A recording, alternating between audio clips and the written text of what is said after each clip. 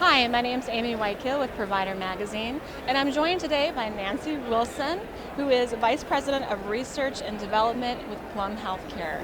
Nanci, thank you so much for joining us. It's a pleasure to meet you. Could you share with us a few points about your experience in redesigning your rehabilitation program so that it aligns with alternative payment methods? I will be more than happy to do so. First of all, I'm a clinician. I am a therapist. In this process, 30 months ago, we started with BPCI, Bundle Payment for Care Improvement Model 3. That was probably aligned at the same time that we had to make some changes with hospital readmission and length of stay.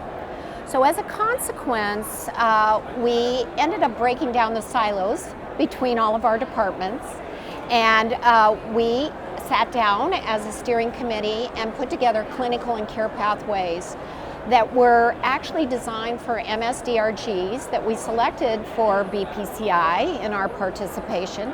We're the awardee convener, our facilities, 23 of which are episode initiators. So in doing so, we actually created clinical and care pathways specific for rehab, specific for nursing, and actually designed templates that outlined per our predictive models how that patient would stratify into certain risks. And depending on how the risk was outlined, we then designed what we expected to be length of stay, etc. We have always incorporated evidence-based practices, gold standard methods, and certainly standardized tests for everything that we do. So as we look at that, and as we move forward, whether it be a long-term care population and what we're doing with patients that aren't even in our primarily our skilled section, but have a need, we have found that we incorporate standardized tests, which then gives us a predictive analysis of where that patient should be expected to go as far as their functional capabilities.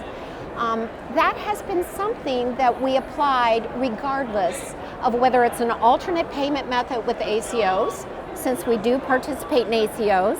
We also do Model 2 bundle payment for care improvement as a participant, and we are also 13 facilities and 5 MSAs for CJR.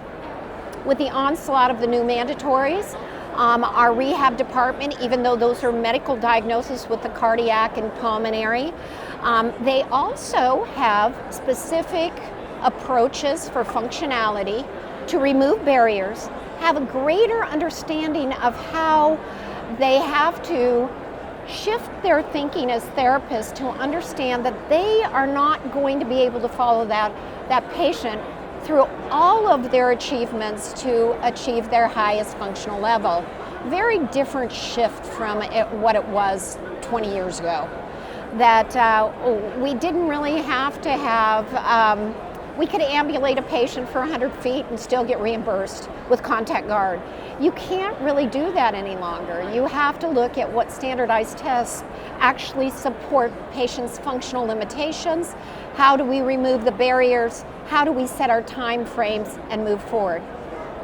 One of the greatest challenges that we have seen is certainly having all of the departments within the facilities understand what these changes entail, such as reducing length of stay.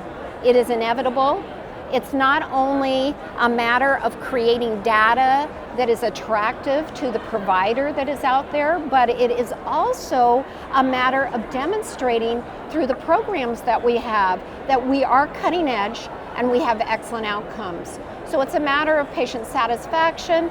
It's really recruiting those patients that we honor and we want to reach out to.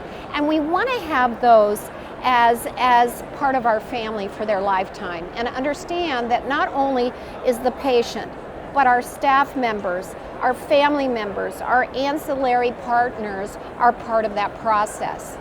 From a rehab perspective, we also have encouraged tracking the patient, ensuring that they have an excellent program to where they understand we don't just wipe our hands when they walk out our door, that they have a comprehensive program that is followed. And in this, with APMs, we have much communication with our IDT, which is definitely including our therapist.